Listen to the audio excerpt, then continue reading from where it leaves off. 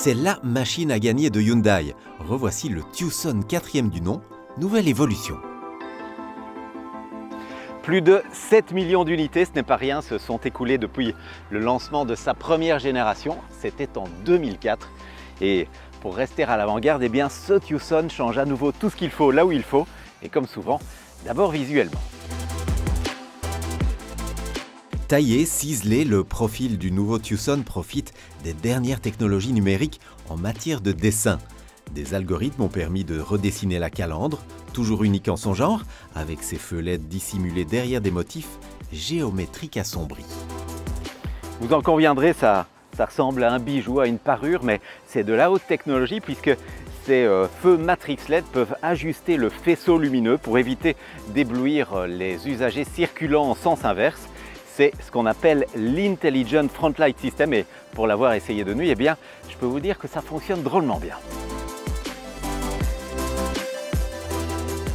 Toujours un coup d'avance aussi dans l'habitacle, l'un des plus accueillants du segment, avec plein d'espace de rangement et un coffre géant de 620 litres.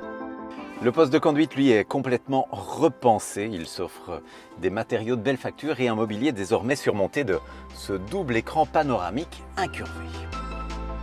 Lui, c'est le Connected Car Navigation Cockpit. Il intègre les fonctionnalités audio, vidéo et de navigation avec des mises à jour logicielles over-the-air en temps réel. On a d'une part ce nouvel écran tactile de 12 pouces 3 et là, juste sous les yeux, un combiné d'instrumentation numérique de taille identique. Et sachez que 12 pouces, c'est aussi la taille de l'affichage tête haute sur les versions supérieures. Technologie de pointe aussi pour démarrer la voiture et y accéder avec le Digital Key 2. Plus besoin de clés, juste d'un smartphone ou d'une montre connectée. Et comme le système est relié à l'application BlueLink, eh bien jusqu'à 15 conducteurs peuvent être autorisés à conduire la voiture avec d'éventuelles restrictions pour certains d'entre eux. Pas de restrictions en revanche côté motorisation, ce nouveau Tucson est un vrai couteau suisse, disponible en essence et en diesel avec ou sans hybridation légère, ainsi qu'en full hybride et en plug-in hybride. Ces deux dernières versions sont qui plus est disponibles en 2 ou 4 roues motrices.